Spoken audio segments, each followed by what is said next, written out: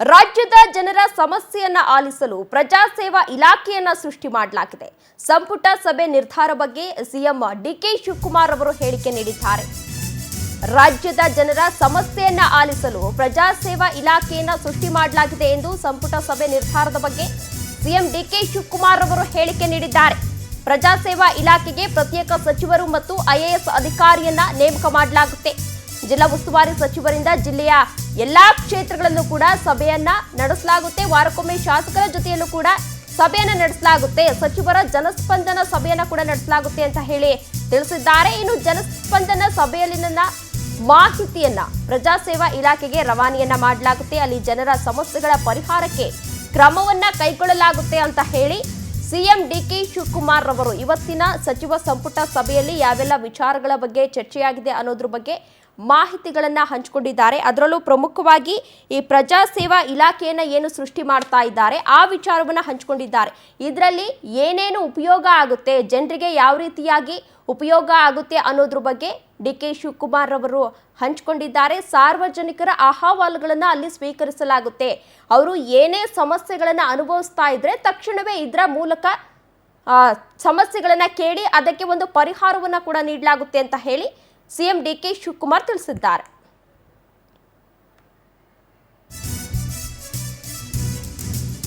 ನೂತನ ಪ್ರಜಾಸೇವೆ ಇಲಾಖೆಯ ಮಂತ್ರಿಗಿರಿ ಯಾರ ಹೆಗಲಿಗೆ ಸಿಗಲಿದೆ, ಯಾರಿಗೆ ಜವಾಬ್ದಾರಿಯನ್ನ ವಹಿಸುತ್ತಾರೆ ಸಿಎಂ ಡಿಕೆ ಶಿವಕುಮಾರ್ ಎನ್ನುವ ಪ್ರಶ್ನೆ ಎದುರಾಗ್ತಾ ಇದೆ. ರಾಜ್ಯದ ಎಲ್ಲಾ ಕ್ಷೇತ್ರಗಳ ಜನರ ಸಮಸ್ಯೆಗಳನ್ನ ಆಲಿಸುವಂತಹ ಇಲಾಖೆ ಇದು. ಜನರು ಯಾವೆಲ್ಲ ಸಮಸ್ಯೆಗಳನ್ನ ಎದುರಿಸ್ತಾ ಇದ್ದಾರೆ ಅದಕ್ಕೆ ಪರಿಹಾರವನ್ನ ನೀಡಬೇಕು. ವೈಯಕ್ತಿಕ ಸಮಸ್ಯೆಗಳಿಗೂ ಕೂಡ ಈ ಇಲಾಖೆಯಲ್ಲಿ ಪರಿಹಾರ ಸಿಗುತ್ತಾ, ಬೇರೆ ಬೇರೆ ಇಲಾಖೆಗಳಲ್ಲಿನ ಸಮಸ್ಯೆಗಳನ್ನ ಪರಿಹರಿಸ್ತಾರಾ ಎನ್ನುವ ಪ್ರಶ್ನೆ ಎದುರಾಗ್ತಾ ಇದೆ.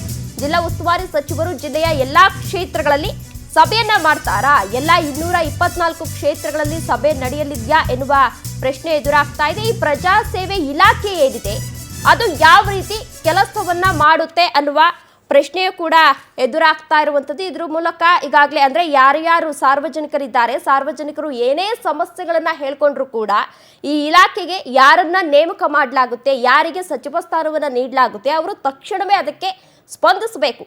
ಯಾವುದೇ ಸಮಸ್ಯೆ ಇದ್ರೂ ಕೂಡ ಆದಷ್ಟು ಬೇಗ ಅದನ್ನ ಬಗೆಹರಿಸಬೇಕು ಅಂತ ಹೇಳಿ ಈ ಇಲಾಖೆಯನ್ನು ಅಂದರೆ ಪ್ರಜಾಸೇವಾ ಇಲಾಖೆಯನ್ನು ಈಗಾಗಲೇ ಸೃಷ್ಟಿ ಮಾಡಲಾಗಿದೆ. ಇದೇ ವಿಚಾರಕ್ಕೆ ಸಂಬಂಧಪಟ್ಟಂತೆ ಈಗಾಗಲೇ ಸಿಎಂ ಡಿಕೆ ಶಿವಕುಮಾರ್ ಅವರು ಈಗಾಗಲೇ ಸ್ಪಷ್ಟನೆಯನ್ನ ಕೂಡ ನೀಡ್ತಾ ಇದ್ದಾರೆ. ಇದು ಯಾವ್ಯಾವ ಇಲಾಖೆಯಲ್ಲಿ ಕೆಲಸವನ್ನ ಮಾಡಲಾಗುತ್ತೆ, ಯಾರ್ಯಾರು ಇದರಲ್ಲಿ ಭಾಗಿಯಾಗಬಹುದು, ಎಲ್ಲೆಲ್ಲಿ ಸಭೆಯನ್ನು ನಡೆಸಲಾಗುತ್ತೆ, 224 ಕ್ಷೇತ್ರಗಳಲ್ಲೂ ಕೂಡ ಸಭೆಯನ್ನು ನಡೆಸಲಾಗುತ್ತಾ ಅನ್ನೋದ್ರ ಬಗ್ಗೆ ಹಲವಾರು ವಿಚಾರಗಳನ್ನ ಹಂಚಿಕೊಂಡಿದ್ದಾರೆ. ಜೊತೆಗೆ ನಮ್ಮಲ್ಲೂ ಕೂಡ ಪ್ರಶ್ನೆ ಮೂಡ್ತಾ ಇದೆ. ನಾವು ಒಂದು ಸಪ್ರೇಟ್ ಮಿನಿಸ್ಟ್ರಿ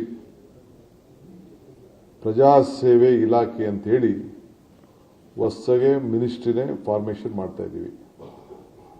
ಅದಕ್ಕೊಂದು ಸಪ್ರೇಟ್ ಮಿನಿಸ್ಟ್ರಿ ಕೂಡ ಆ ಡಿಪಾರ್ಟ್ಮೆಂಟ್ನ ಅಟ್ಯಾಚ್ಮೆಂಟ್ ಮಾಡ್ತಾ ಇದ್ದೀನಿ. ಸೊ ಆ ಮಿನಿಸ್ಟ್ರು ಕೂಡ ಕೆಲವು ಸಂದರ್ಭದಲ್ಲಿ ರಿವ್ಯೂ ಮಾಡ್ತಾ ಇರ್ತಾರೆ. ಅದಕ್ಕೊಂದು ಸೀನಿಯರ್ ಒಬ್ಬ IAS ಆಫೀಸರ್ಸ್ನು ಅಪಾಯಿಂಟ್ ಮಾಡಿರ್ತೀವಿ. ಸೊ ಬೇರೆ ಬೇರೆ ಅಧಿಕಾರಿಗಳಿರ್ತಾರೆ. ಆಗೆಲ್ಲ ಗ್ರೀವೆನ್ಸಸ್ನೆಲ್ಲ ತೆಗೆದುಕೊಂಡು ಅವರು ಪರಿಶೀಲನೆ ಮಾಡಿ ಅವ್ರಿಗೆ ಮಾಹಿತಿಯನ್ನು ಕೊಡುವಂಥದ್ದು ಸುಮ್ಮನೆ ಪೋಸ್ಟ್ಮ್ಯಾನ್ ಮಾಡೋ ಕೆಲಸ ಅಲ್ಲ. ಬಟ್ ಅವ್ರಿಗೆಲ್ಲ ಮಾಹಿತಿ ಕೊಟ್ಟು ಎಷ್ಟು ನ್ಯಾಯವನ್ನು ಒದಗಿಸ್ಕೊಡೋಕ್ಕೆ ಸಾಧ್ಯನೋ ಅದನ್ನು ಮಾಡಬೇಕು ಅಂತೇಳಿ ಪ್ರಜಾಸೇವೆ ಇಲಾಖೆ ಹೊಸದಾಗಿ ಕರ್ನಾಟಕ ಸರ್ಕಾರದಲ್ಲಿ ಪ್ರಾರಂಭ ಆಗ್ತದೆ. ಅದಕ್ಕೆ ಒಬ್ಬ ಪ್ರತ್ಯೇಕವಾದಂಥ ಮಂತ್ರಿಗೆ ಆ ಜವಾಬ್ದಾರಿಯನ್ನು ವಹಿಸ್ತೇವೆ. ನಾವು ಒಂದು ಸಪ್ರೇಟ್ ಮಿನಿಸ್ಟ್ರಿ ಪ್ರಜಾಸೇವೆ ಇಲಾಖೆ ಅಂತ ಹೇಳಿ ಹೊಸಗೆ ಮಿನಿಸ್ಟ್ರಿನೇ ಫಾರ್ಮೇಷನ್ ಮಾಡ್ತಾ ಇದ್ದೀವಿ.